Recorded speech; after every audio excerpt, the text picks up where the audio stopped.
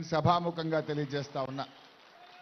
2018వ సంవత్సరంలో నీటిపారుదల శాఖ మంత్రిగా ఉండి వారి ఆహ్వానం మేరకు నేను ఖమ్మం జిల్లాకు వెళ్ళాను.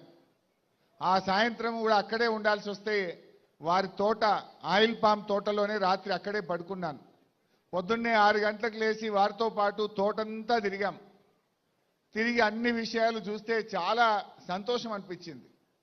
అసలు రైతులు ఇంత ఆదాయం కలిగిన పంట మా ప్రాంతంలో ఎందుకు పండడం లేదు సిద్దిపేటలో అని చెప్పి చాలా విషయాలు తెలుసుకునే ప్రయత్నం చేశాను.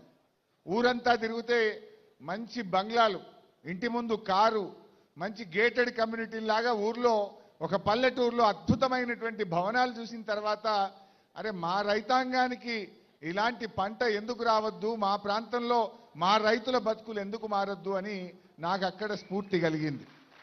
సో ఆ 2018లో నేను హైదరాబాద్కి వచ్చి అప్పుడున్నటువంటి హార్టికల్చర్ కమిషనర్తో మాట్లాడి ఢిల్లీలో Indian Institute of Oil Palm research అనేటువంటి ఆర్గనైజేషన్కు సిద్దిపేట ప్రాంతము, మెదక్, సంగారెడ్డి ఈ ప్రాంతంలో ఆయిల్ పామ్ పెట్టడానికి మీ శాస్త్రవేత్తలు పంపండి, మా ఏరియా సూట్ అవుద్దా కాదా అని చెప్పి లెటర్ రాయించాం. 2018లో Indian Institute of Oil Palm Research సైంటిస్టులు ఈ ప్రాంతానికి వచ్చి తిరిగి ఇక్కడ ఆయిల్ పామ్ పెడితే పంట బండదు, రాదు అని చెప్పి వెళ్ళిపోయారు. ఏంటి ఎందుకు అంటే గాలిలో తేమ శాతం లేదు. గాలిలో తేమ ఉంటేనే ఆయిల్ పామ్ పండుతుంది.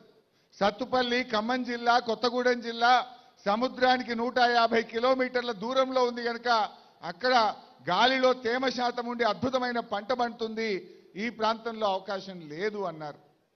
తర్వాత కాళేశ్వరం ప్రాజెక్టు పూర్తయి అనంతగిరి, రంగనాయక సాగర్, మల్లన్న సాగర్, కొండపోచమ్మ సాగర్, పైన గౌరవెల్లి ఈ ప్రాజెక్టులన్నీ పూర్తయి చెరువులు నింపుకున్న తర్వాత ఇక్కడ కూడా గాలిలో తేమ శాతం పెరిగింది.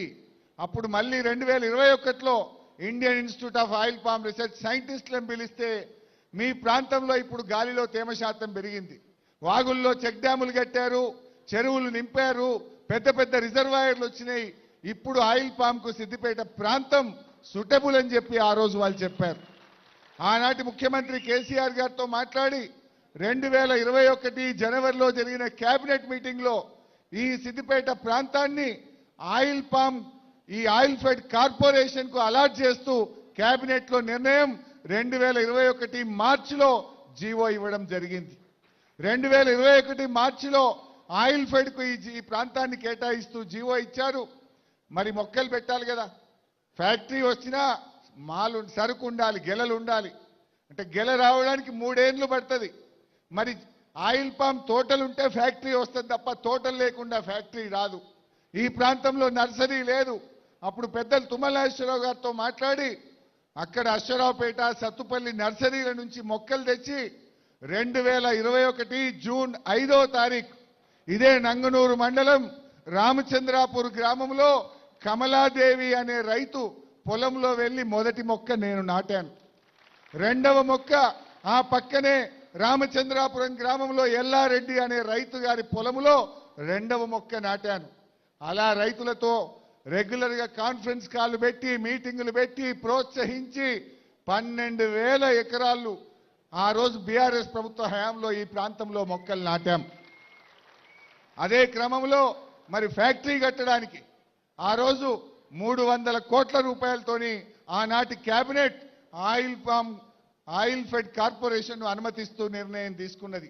300 కోట్లతో ఇక్కడ అధునాతన టెక్నాలజీ, మలేషియన్ టెక్నాలజీతో కట్టాలని, ఇక్కడే విద్యుత్ ఉత్పత్తి జరగాలని, ప్రతి పొల్యూషన్ ఫ్రీ జీరో లిక్విడ్ డిశ్చార్జ్తో ఈ ప్లాంట్ కట్టాలని, అదేవిధంగా రిఫైనరీ కూడా కట్టాలని ఆ రోజు నిర్ణయం తీసుకోవడం జరిగింది. మరి ఆ రోజుల్లోనే ఆనాటి వ్యవసాయ మంత్రి నిరంజన్ రెడ్డి గారి చేతుల మీదుగా ఈ ఫ్యాక్టరీకి శంకుస్థాపన చేసినాం, టెండర్లు పిలిచాం.